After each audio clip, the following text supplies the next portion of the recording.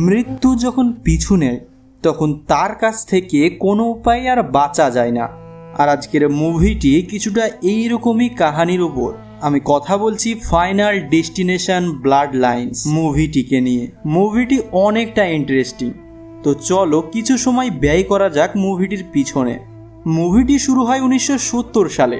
সেখানে আমরা দেখতে পাই আইরিস এবং তার বয়ফ্রেন্ড পল আসলে আইরিসকে একটি সারপ্রাইজ দেওয়ার জন্য তার চোখ দুটোকে বেঁধে গাড়িতে করে কোথাও একটা নিয়ে যাচ্ছে। একটি জায়গায় নিয়ে এসে আইরিসের চোখ দুটোকে খুলে দেওয়া হয়। সামনের দৃশ্য দেখে আইরিস অনেকটাই অবাক হয়ে যায়, কেননা তারা এসেছিল সদ্য খোলা স্কাই ভিউ রেস্টুরেন্টে।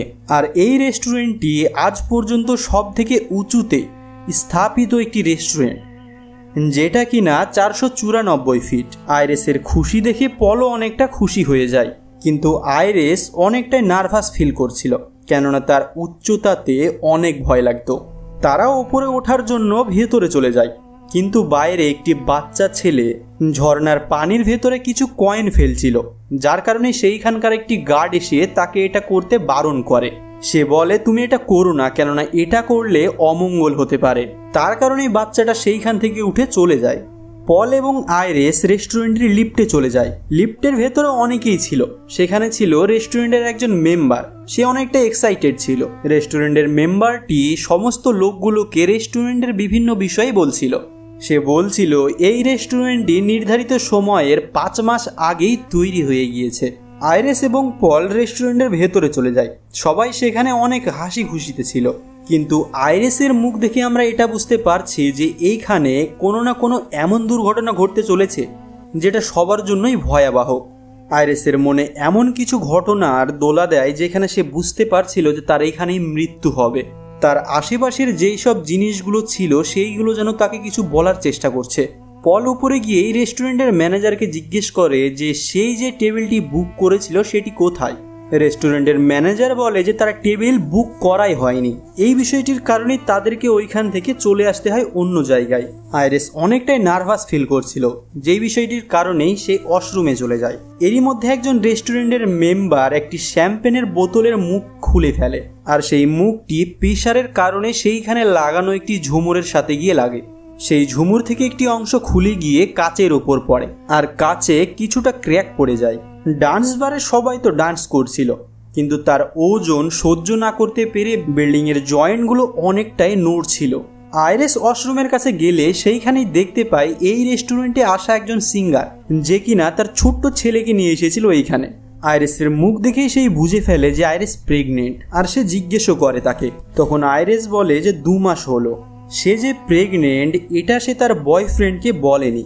এই ঘটনাটির পরেই পল আইরিসকে নিয়ে সব থেকে উঁচু জায়গায় চলে যায় রেস্টুরেন্টটির। সেখানে নিয়ে গিয়ে আইরিসকে পল বিয়ের জন্য প্রস্তাব দেয়।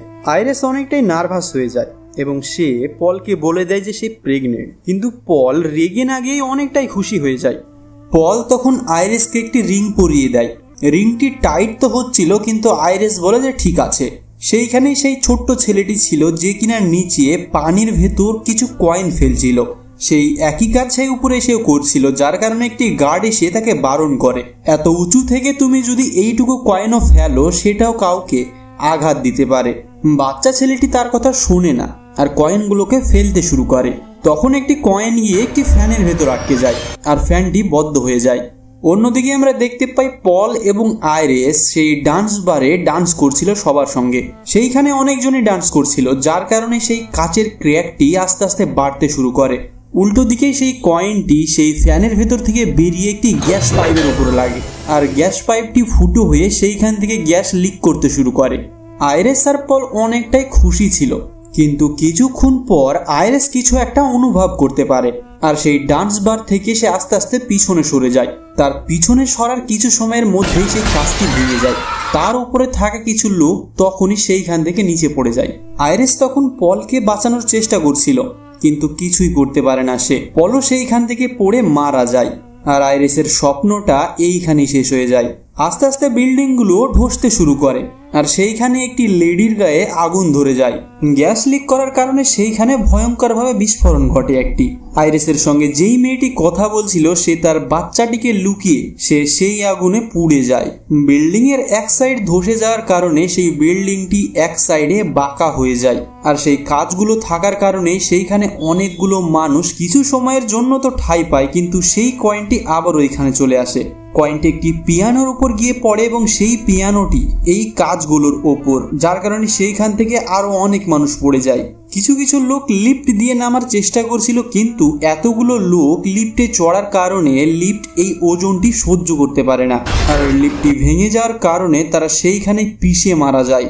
সেই বাচ্চা ছেলেটি কোনোরকম ভাবে নিচে চলে আসে আর সে মনে করে হয়তো সে বেঁচে গিয়েছে, কিন্তু ওপর থেকে যে পিয়ানোটি পড়ে কাজগুলো ভেঙেছিল সেই পিয়ানোটি এসে সেই বাচ্চা ছেলেটির গায়ের ওপর পড়ে আর সেই কয়েনটি এসে সেই ফাউন্টেনের ভেতর পড়ে যায়। ফাইনালি এবার আমরা দেখতে পাই সেই বিল্ডিং এর ওপর আইরিস এবং সেই সিঙ্গারটির ছেলেই শুধুমাত্র বেঁচে ছিল।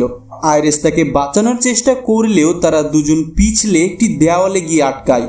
আর তারা দুজন আটকে ছিল আইরিসের আঙ্গুলে পড়া সেই রিংটির কারণে, কিন্তু কিছু সময়ের জন্যই, কেননা আইরিসের সেই আঙ্গুল থেকে চামড়াটি ছিলে যায় আর তারা দুজন নিচে পড়ে যায়। এইখান থেকেই সিনটি শিফট হয়ে স্টেফনি নামক একটি মেয়েকে দেখানো হয়, যে কিনা পল এবং আইরিসের সেই ঘটনাটি প্রত্যেক দিন রাতে স্বপ্নতে দেখে, যে বিষয়টির কারণে তার না হয় পড়াশোনা না ভালো মতো ঘুম।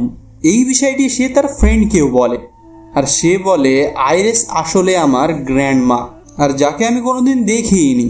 তার মনে প্রশ্ন তো অনেক ছিল, সেই কেন শুধুমাত্র এইসব দৃশ্যগুলো দেখতে পায়, আর সেই সব প্রশ্নগুলোর উত্তর খোঁজার জন্য সেই বেরিয়ে পড়ে।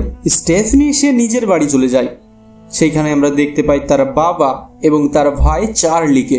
স্টেফনির মা স্টেফনিকে 10 বছর বয়সেই তাকে ছেড়ে চলে গিয়েছিল। স্টেফনি তার বাবাকে আইরিসের ব্যাপারে জিজ্ঞেস করলে তার বাবা কিছুই বলতে পারে না, যে বিষয়টির কারণে স্টেফনি এবং তার ভাই চার্লি তার মামার বাড়ি চলে যায়, যার নাম হাওয়ার্ড। স্টেফনি তার মামাকে জিজ্ঞেস করে এইসব ব্যাপারগুলো নিয়ে, কিন্তু তার মামা বলে এইসব কিছুই ঘটেনি। তাহলে আমরা প্রথমে যে দৃশ্য দেখলাম এটা কি? তার মামা শুধুমাত্র এই বিষয়টি বলে যে আইরিস আসলে পাগল হয়ে গিয়েছিল আর সে লোকগুলোকে আটকে রাখতো, কাউকে বাইরে যেতে দিত না, যার কারণে আমরা তাকে ছেড়ে চলে এসেছি। কিন্তু সে আমাদেরকে বিভিন্ন ধরনের ফটো এবং লেটার লিখতে শুরু করে। সে বলে আমি আশা করছি সে এখনো জীবিত রয়েছে। হাওয়ার্ড এই কথাটিও বলে স্টেফনিকে যে তুমি তার কাছ থেকে দূরে থাকো। কিন্তু স্টেফনির কাছে প্রশ্ন তো অনেক ছিল, যার উত্তর খোঁজার জন্য তার মামার বাড়ি থেকে কিছু চিঠি কালেক্ট করে আর সেই অ্যাড্রেসে পৌঁছে যায় আইরিসের কাছে দেখা করতে। শহর থেকে অনেক দূরে একলা একটি বাংকারের মতো জায়গায় আইরিস বসবাস করত। স্টেফনি সেইখানে গেলে স্টেফনিকে বলে যে তুমি তোমার ফোন এমনকি গাড়ির চাবি বাইরে রেখে এসো। আর তার কারণ হলো একটাই, যে ফাইনাল ডেস্টিনেশন ব্লাড লাইনের সেই মৃত্যুগুলো, কার মৃত্যু কোন দিক থেকে ঘটে আর কেমন ভাবে ঘটে কেউই বলতে পারে না। স্টেফনি আর আইরিস এই সব বিষয়গুলোকে নিয়ে কথা বলতে শুরু করে। স্টেফনি তার স্বপ্নের ব্যাপারগুলো বললে আইরিস বলে তুমি যেসব স্বপ্নগুলো দেখো সেই স্বপ্নটি সেই দিন শুধুমাত্র আমি কল্পনা করেছিলাম। মানে প্রথমে যে দৃশ্যটুকু আমরা দেখলাম সেটা সত্যিকারের জীবনে ঘটেনি, ঘটতে চলেছিল। আর সেই বিষয়টি আইরিস আগে থেকেই বুঝতে পেরে গিয়েছিল। আর আইরিস সেইখানকার সমস্ত মানুষগুলোকে বাঁচিয়ে নিয়েছিল।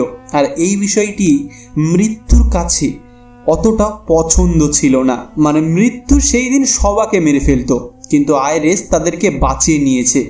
যতগুলো লোক সেই দিন বেঁচে গিয়েছিল সেই সমস্ত লোকগুলোকে মৃত্যু আস্তে আস্তে মারতে শুরু করে, কিন্তু আইরিস এইসব বিষয়গুলো বুঝতে পেরে যায়। আর যার কারণে মৃত্যুর পিছন ছাড়াতে সেই বাংকারের ভেতরে বসবাস শুরু করে। মৃত্যুর চালগুলো সে বুঝতে পারে।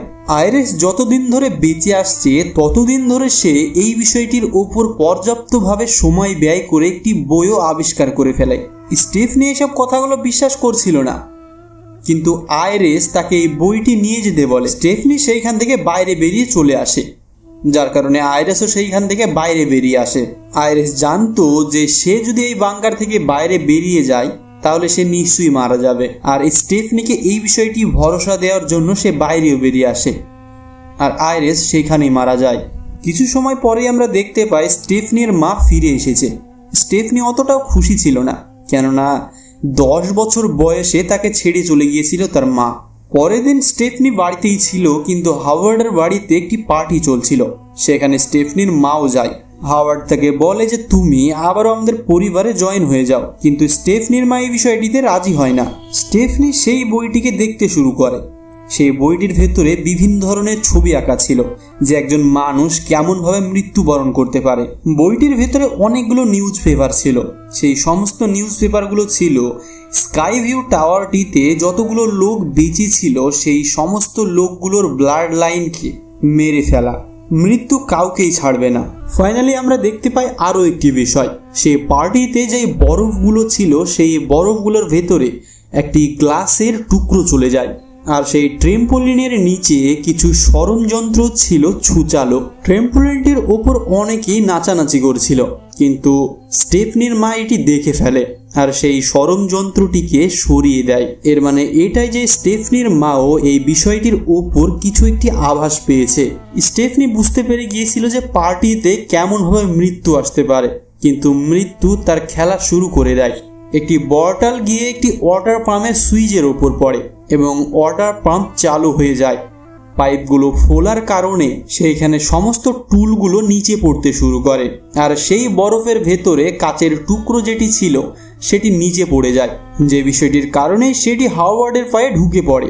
সে সেইখানে স্লিপ করে পড়ে যায়, আর যেই সমস্ত টুলগুলো নিচে পড়ছিল তার মধ্যে একটি টুল গ্রাস কাটারের ওপর পড়ে গ্রাস কাটারটিকে চালু করে দেয়, আর সেটি সোজা গিয়ে হাওয়ার্ডের মুখে চলতে শুরু করে, আর হাওয়ার্ড সেখানেই শেষ। তারপরে মৃত্যুর পর যে সমস্ত কাজগুলো করা হয় সেইগুলো কাজ করে স্টেফনি সেই বইটিকে গোটা পড়ে ফেলে। সেইখানে সে দেখতে পায় জেবি নামক একটি নাম, যে কিনা সার্ভাইভার ছিল।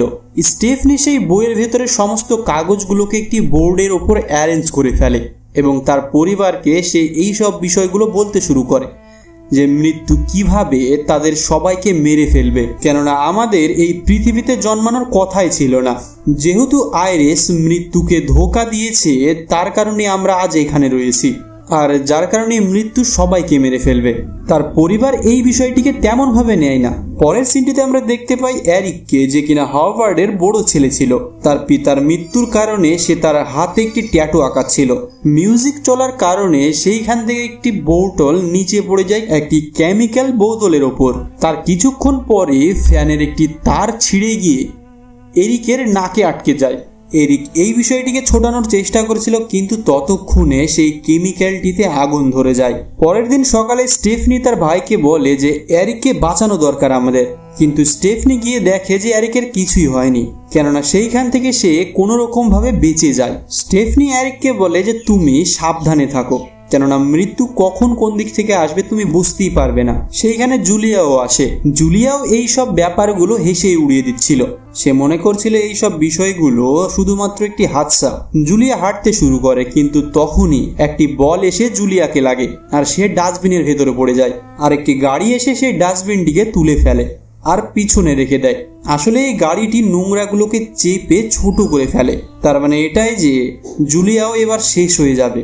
স্টেফনি জুলিয়াকে বাঁচানোর চেষ্টা করলেও সে বাঁচাতে পারে না। পরিবারের সমস্ত মেম্বারই হতাশাগ্রস্ত ছিল, কেননা তারা বুঝতে পেরে গিয়েছিল যে স্টেফনি যেটা বলছে সেটা একদম সত্যি।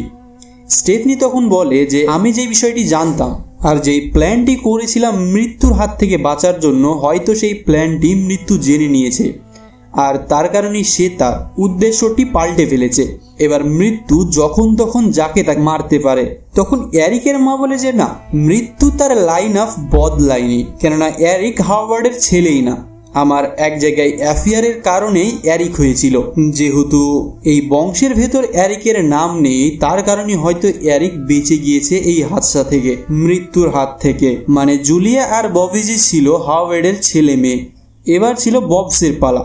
তার কারণে তাকে খুব সেফটি ভাবে সেইখান থেকে নিয়ে যাওয়া হয় আর সেই জেবি নামক লোকটিকে খুঁজে বের করা হয়। জেবি আসলে সেই ছেলেটি তার মায়ের সঙ্গে স্কাই ভিউ রেস্টুরেন্টটিতে গিয়েছিল আর আইরিস তাকে বাঁচিয়েছিল। পরবর্তী সময় জেবি আইরিসের সঙ্গে দেখা করে এবং এই সমস্ত বিষয়গুলোকে নিয়ে একটি পর্যাপ্ত প্ল্যান তৈরি করে যে কেমনভাবে মৃত্যু থেকে বাঁচতে হবে। জেবি এবার বলে যে মৃত্যু থেকে বাঁচার দুটো উপায় রয়েছে। একটি হলো যে তুমি যদি কাউকে মেরে ফেলো তাহলে তার বয়সটি তুমি পেয়ে যাবে, আর আরো একটি যে তুমি নিজেকে শেষ করে ফেলতে পারো। এইরকম ঘটনায় একটি মেয়ে করেছিল। কিছুক্ষণ পর তাকে মেডিকেল টিম বাঁচিয়ে নেয়, যার কারণে মৃত্যু তার পিছু ছেড়ে দেয়। মৃত্যু ভেবেছিল যে তার কাজ শেষ হয়ে গিয়েছে। জেবি তারপর তাদেরকে বলে যে আমার ক্যান্সার রয়েছে, তার কারণে আমি বাকি জীবনটা খুব সাধারণভাবে কাটাতে চাচ্ছি, আর সে সেখান থেকে চলে যায়। স্টেফনি এবার ভাবতে শুরু করে যে কি করা উচিত। সেই দিকে এরিক ববসকে নিয়ে চলে যায় একটি রুমের ভেতর। এরিক্স একটি প্ল্যান করে, আর সেই প্ল্যানটি হলো ববসের আসলেই অ্যালার্জি ছিল পিনাট বাটারে, আর এরিক তাকে সেই পিনাট বাটারের চকলেট খুব খাওয়াবে। এবার যেহেতু তার অ্যালার্জি রয়েছে, যার কারণে তার শ্বাস প্রশ্বাস নিতে কষ্ট হবে। ববসের যখন একেবারেই শ্বাস প্রশ্বাস বন্ধ হয়ে যাবে, তখন এরিক তাকে কোনো রকম ভাবে বাঁচিয়ে ফেলবে। যার কারণে এরিক হসপিটালের ভেতর থেকে কিছু বিস্কুট বের করার চেষ্টা করে, কিন্তু সেই বিস্কুটগুলো মেশিনের ভিতরেই আটকে যায়। যার কারণে সেই মেশিনটিকে বাঁকা করে বিস্কুট তো বের করে নেয়, কিন্তু সেই স্প্রিংটি বাইরে বেরিয়ে আসে। এই স্প্রিংটির কথা এখানে বললাম কেননা স্প্রিংটি একজনের মৃত্যুর কারণ হয়ে দাঁড়াবে। সামনে একটি রুম ছিল, এমআরআই রুম। সেই রুমের ভিতরেই তারা চলে যায়, কিন্তু দুর্ভাগ্যবশত সেই মেশিনটি স্টার্ট হয়ে যায়, আর সেইখানের ম্যাগনেটিক ফিল্ড আস্তে আস্তে বাড়তে শুরু করে।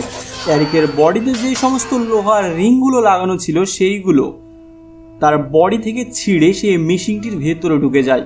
এরিকের পিছনে একটি হুইল চেয়ার ছিল, যার কারণেই সেই হুইল চেয়ারে ধাক্কা লেগে সে মেশিনের সামনে চলে আসে, আর ম্যাগনেটিক ফিল্ডের কারণে সেই হুইল চেয়ারটিকে ভেতরে টানছিল, আর যার কারণে এরিককে চিরে সেই হুইল চেয়ারটি ভেতরে ঢুকে যায়, আর এরিক সেখানেই মারা যায়।